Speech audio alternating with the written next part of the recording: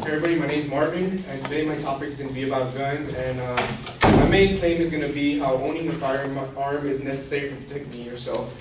My supporting claims include, first one, owning a firearm is the most effective way to protect yourself in your home or a personal business. My second supporting claim is more people need to obtain a firearm.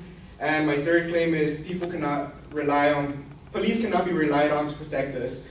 Alright, so starting off with my first claim, perfect example, I'll repeat it again. Owning a firearm is the most effective way to protect yourself in your home or a personal business. A perfect example of this is during the Rodney King riots, which happened in 1992. Large mobs gathered together, what started off as protests, and eventually they took over the cities. They destroyed businesses, destroyed houses. Many people even got injured, and a lot of people even got murdered and killed. So eventually police began to retreat because the mobs got so violent, and they began taking over everything. In Koreatown, they decided to stop waiting up for the police to actually help them out, and instead gathered what firearms they had together and formed small groups called militias.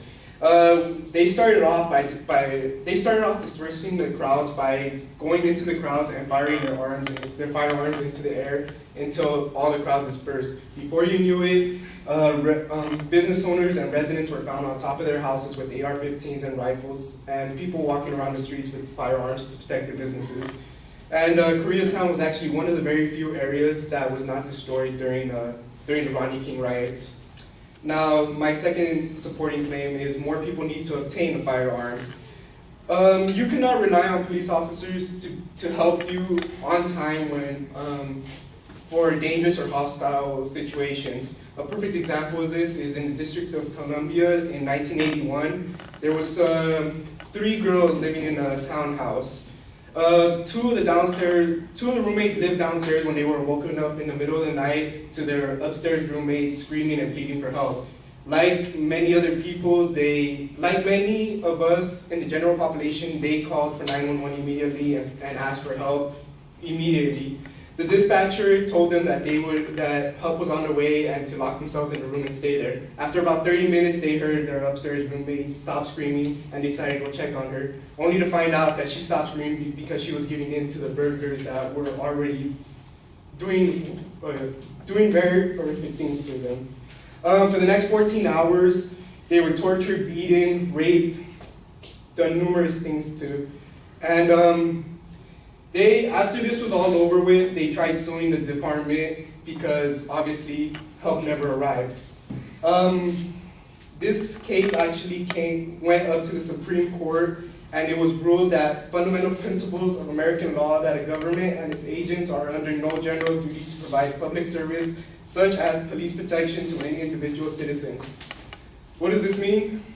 Obviously, we cannot really rely on police officers to help us. It's not only that they can't help us, sometimes they're not around, and which leads me to my next supporting claim, which is police cannot be relied on to protect us.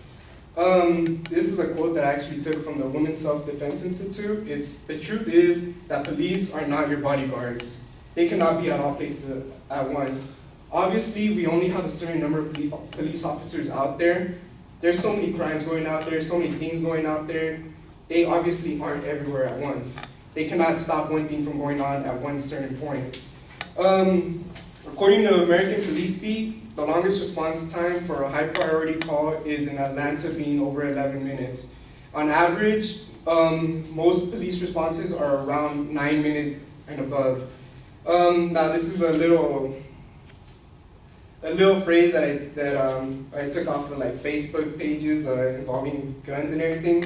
It's the response time of a police officer is over a couple of minutes. The response time of a firearm is only a fraction of a second. Which one would you go with? Now, I want you guys to all ask yourself, can you really afford to wait for the police? If you're dealing with a very hostile or violent criminal, chances are you're going to end up dead before the police actually arrives to help you out.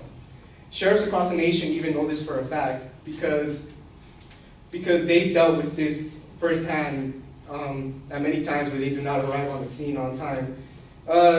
Just recently, over the past couple of months, a bunch of laws have actually passed trying to confiscate weapons from people and trying to force them to register or give up their weapons. Sheriffs across the world, sheriffs and law enforcement across the nation have actually refused to take this law into hand because they know that law-abiding citizens do need firearms to actually protect themselves. And according to a national public radio news and analysis written on January 31st, 2013, top law enforcement officials in Wisconsin are urging people to arm themselves for their own protection. So with all this being said, you cannot, owning a firearm is the most effective way to protect yourselves in your home or a personal business. Obviously, I'm sorry, I just blanked out. Just consider owning a firearm for your own protection, I guess. Thank you.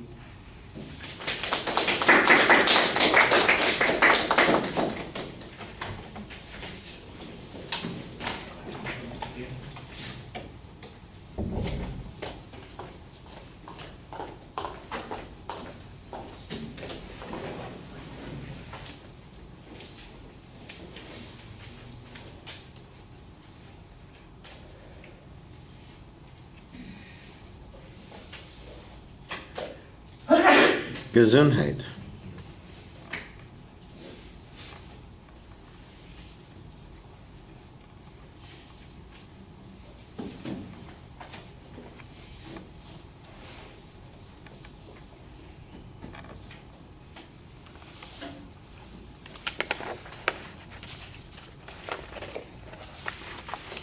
Threw me off when I started writing on this, when I see a proposition that's not the proposition that you're talking about, and then you've already scored yourself on this. You filled this out for yourself. I'm going, wait, what? Oh. How do you know what's going to happen? I wasn't sure what to do. Yeah, all you were supposed to do was give it to me. Oh, okay. You'll be able to compare what you thought you were doing with what I thought you were doing, so I guess that's useful information. That's okay.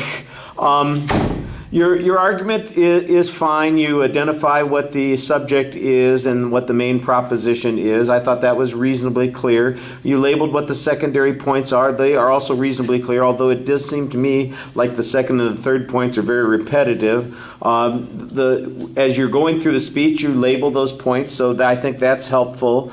As I said before, to me, points 2 and 3 basically sound like they are two parts of the same issue, that you can't really rely on somebody else to provide you with protection, and you give us reasons why that's the case. Now, the only self-defense evidence that you give us is the Koreatown experience, and I think that that's, first of all, make sure that you give us a source citation on that so that we know that you have accurately described what happens there and we can check on it ourselves. I think you need to do that. But I also think that that's a little bit thin, that we've got a 21-year-old example here as proof about how important it is to defend yourself. There is so much information on this subject that it seems it stretches credibility that this is the only information that you could find on this. Even a cursory look on a Google search would get you access to 2 or 3 major studies that suggest that firearms used in self-defense prevent a huge number of crimes. So I just think that your research on this was a little bit sketchy, and I think that's problematic because it weakens your argument.